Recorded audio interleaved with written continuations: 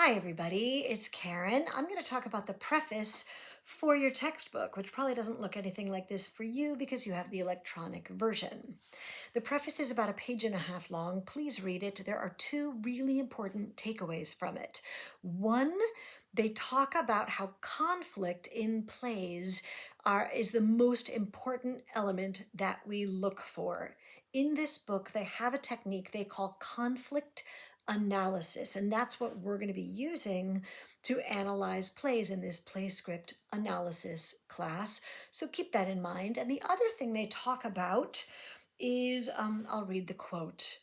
This approach progresses from a purely subjective and personal response through the objective gathering of information and on through higher and more complex levels of interpretation.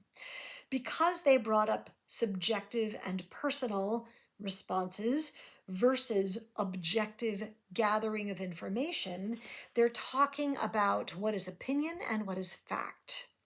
So I could have the subjective observation, let's call it, that scone over there is the best kitty in the world. Now that's arguable, and you may say that your kitty is the best kitty in the world, right? That is a subjective opinion.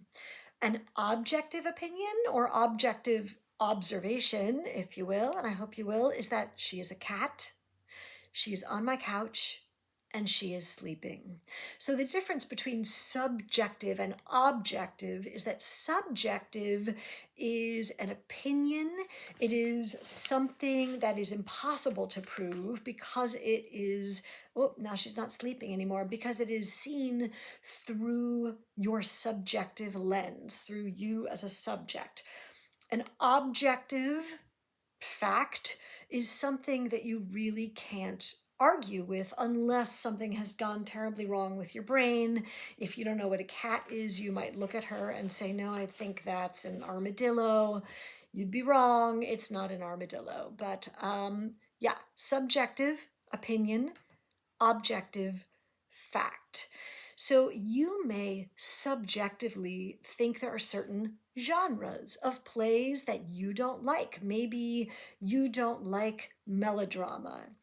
But maybe you love romantic comedy, which is funny because melodrama and romantic comedy can be kind of similar. But you cannot say in general that melodrama is bad and romantic comedy is good.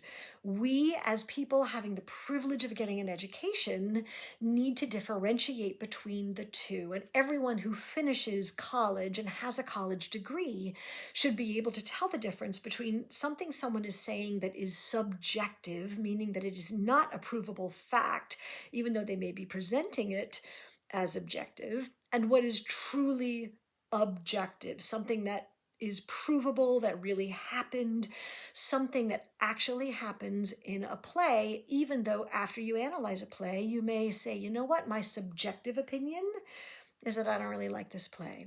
So keep that in mind. We're going to go from subjective opinion, I'm not crazy about this play, to objective facts, which are this happens, these are the characters, these are their relationships.